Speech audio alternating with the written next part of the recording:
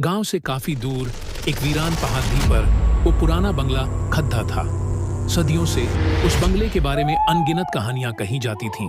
कुछ सच, कुछ सिर्फ अफवाहें। लेकिन एक बात पक्की थी, जिसने भी रात में उस बंगले की तरफ देखा, उसकी रूह कांप उठी। बंगले के अंदर धूल के कण हवा में तैर रहे थे। फर्नीचर पर मकद्दी के जाले स्पष्ट दिख रहे थे। हवा से पुरानी खिड़की धीरे धीरे चरमराते हुए हिल रही थी। कहीं दूर से पानी टपकने की आवाज आ रही थी। एक पुरानी तस्वीर में एक औरत की धुंधली सी छवि दिखती थी। उसका चेहरा हल्का सा भूतिया धुंधला दिख रहा था। कहते थे कि उस बंगले में एक आत्मा भटकती है, एक औरत की आत्मा जिसे धोखे से मारा गया था। उसकी चीखें आज भी रात के सन्नाटे में गूंजती थीं, उन लोगों को डराने के लिए जो उसके रास्ते में आते थे। एक दबी हुई दर्दनाक चीख की हल्की सी गूंज सुनाई देती थी। 3 दोस्त राहुल, प्रिया और समीर अपनी कार में बंगले की तरफ आ रहे थे। कार की हेडलाइट्स अंधेरे रास्ते को चीर रही थीं। राहुल थोड़ा डरा हुआ था, उसके चेहरे पर घबराहट थी। प्रिया उत्साहित थी, आंखों में चमक थी। समीर पीछे बैठा मजाक कर रहा था। राहुल ने दबी आवाज में कहा, मुझे लगता है हमें वापस चले जाना चाहिए, ये सब मजाक नहीं है। प्रिया ने उत्साह से कहा, अरे राहुल, डरपोक कहीं के, ये बस कहानियां हैं। आज हम इस रहस्य को सुलझाएंगे। समीर हंसते हुए बोला, हाँ, और अगर कोई भूत मिला भी तो मैं उसकी सेल्फी ले लूंगा। हल्की हंसी सुनाई दी। तीनों बंगले के गेट पर पहुंचे। जंग लगा हुआ बद्धा सा गेट था, जिस पर मकद्दी के जाले लिपटे हुए थे। गेट चरमराते हुए धीरे धीरे खुला, एक जोरदार लंबी चरमराने की आवाज के साथ। अंदर घना अंधेरा दिख रहा था, जैसे कोई खाई हो। हिम्मत करके तीनों दोस्त बंगले के अंदर दाखिल हुए।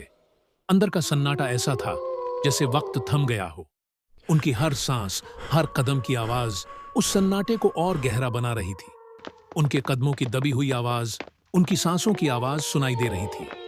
अचानक एक जोरदार हवा का झोंका आया। दरवाजे तेजी से झटके के साथ बंद हो गए। धूल और पुरानी पत्तियां उड़ने लगी।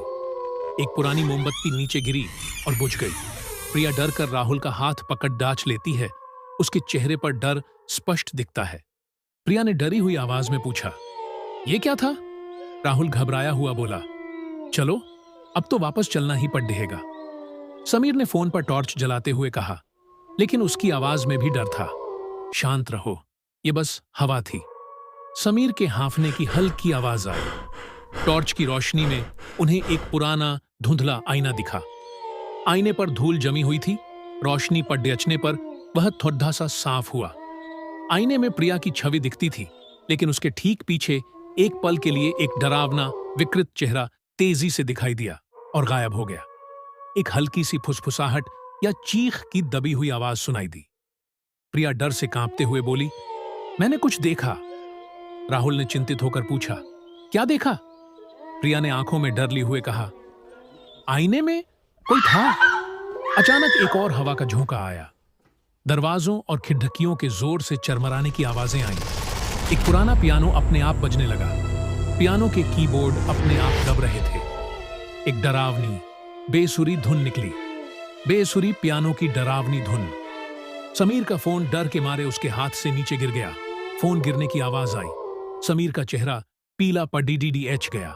समीर हकलाते हुए बोला, डर से उसकी आवाज मुश्किल से निकल रही थी, ये तो कोई भूत है।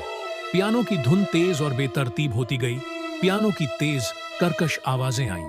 कमरे में रखी चीजें अपने आप हिलने लगीं। कुर्सियां हिल रही थीं, किताबें गिर रही थीं, धूल के बादल उठ रहे थे। एक डरावनी कर्कश हंसी गूंजी पूरे कमरे में। एक जोरदार भयावह हंसी की गूंज। तीनों दोस्त डर के मारे चीखते हैं और अलग अलग दिशाओं में भागने लगे। उनके चेहरों पर आतंक स्पष्ट दिख रहा था। उस रात उन तीनों दोस्तों ने जो देखा और महसूस किया, वो उनकी जिंदगी में सबसे भयानक अनुभव था। वो बस भागते रहे, उस बंगले से दूर, उस डरावनी आवाज से दूर। उनके भागने की तेज कदमों की आवाजें, उनकी चीखें धीरे धीरे कम होती गई। तीनों हांफते हुए कार में पहुंचे। उनके चेहरे पर पसीना और डर दिख रहा था। वे तेजी से कार भगाते हैं। पीछे मुद्द कर देखा। बंगला अंधेरे में और भी डरावना दिख रहा था। बंगले की धुंधली भूतिया छवि तेजी से दूर होती गई।